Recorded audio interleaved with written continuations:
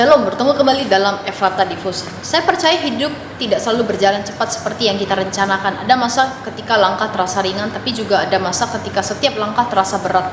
Kita tetap berjalan, tetapi pelan. Tidak melompat jauh, tidak berlari kencang, hanya berusaha tidak berhenti.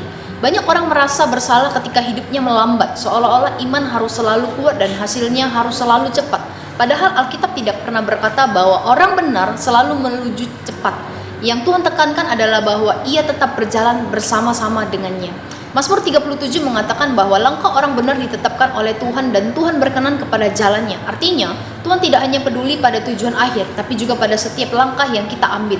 Bahkan ketika langkah itu kecil dan pelan, Tuhan tetap menuntun. Ayat ini juga berkata bahwa sekalipun dia jatuh, ia tidak akan tergeletak sebab Tuhan menopang tangannya.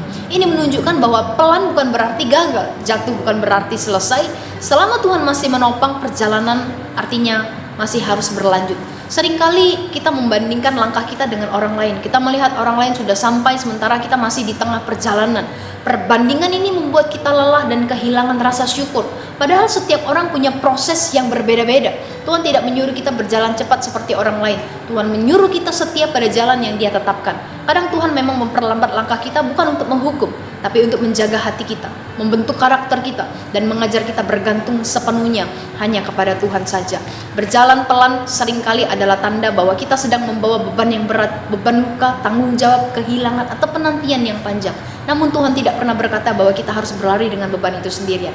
Dia berjanji menopang kita selama kita masih mau melangkah, walau tertatih-tatih, Tuhan tetap berjalan bersama kita. Yang penting bukan seberapa cepat kita sampai, tapi bahwa kita tidak berhenti berjalan bersama dengan Tuhan.